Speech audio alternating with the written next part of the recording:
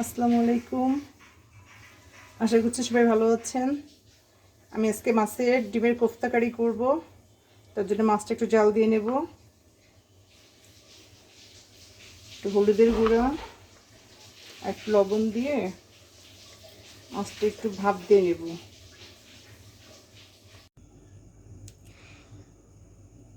ডিমটা একটু ভাপাই নিচ্ছি। এর ভিতরে এখন পেঁয়াজ কুচি দেব। পেঁয়াজ কুচি ডিমটা ভাপাই নেওয়ার কারণ হচ্ছে এতে একটা গন্ধ আসে, কাঁচা গন্ধটা চলে যাবে। এটা ডিমের অর্ধেকটা দেব।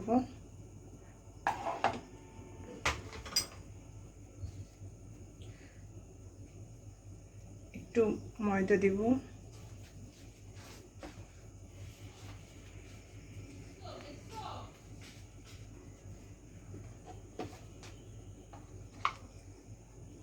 একটু ঝালের গুঁড়ো আর লবণ দেওয়া আছে, ভালো করে মাখাবো। তেল গরম হয়ে গেছে, এখন কোফতাগুলো দিয়ে দেব।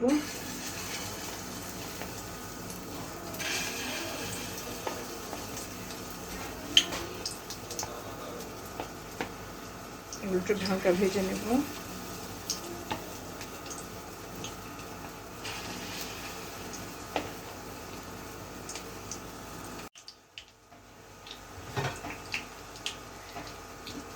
কোফতাগুলো ভাজা হয়ে গেছে, এগুলো উঠাই নিব।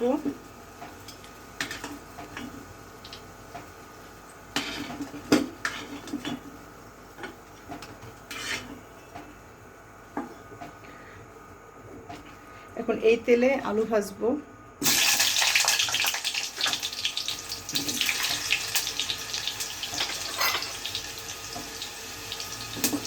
আলুগুলো ভেজে নেব।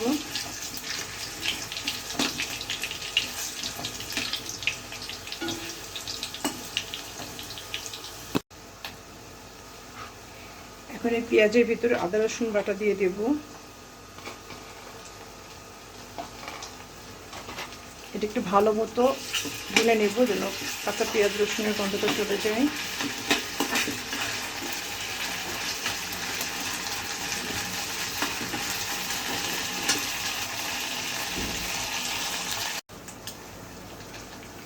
এখন এর ভিতর ঝালের গুঁড়ো দেব, হলুদের গুঁড়া, ধনিয়ার গুঁড়া,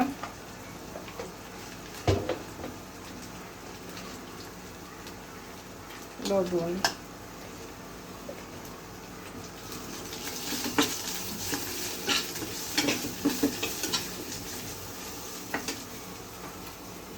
একটু পানি দেব।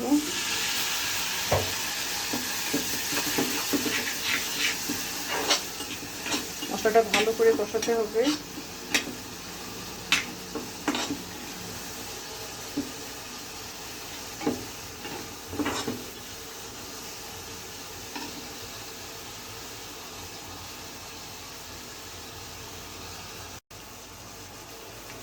মশলাটা আমি 3-4 বার কষা নিচ্ছি। এখন টমেটো সস দেব।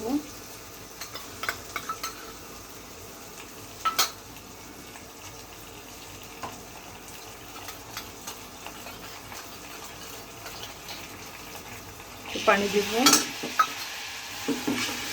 দিয়ে আবার ভালো মতো কষাবো।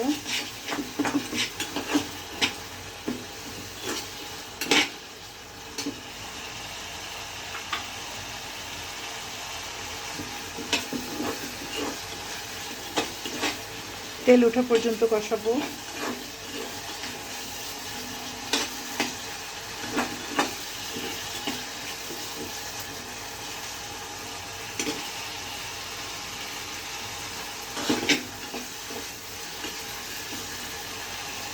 তেল উঠতেছে উপরে, তেল উঠছে। এখন পানি দিয়ে দেব।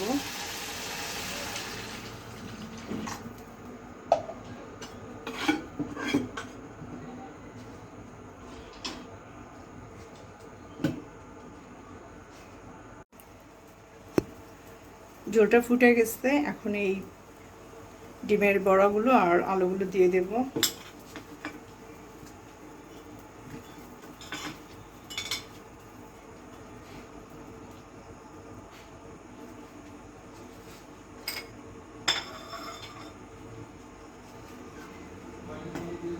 হতে থাক।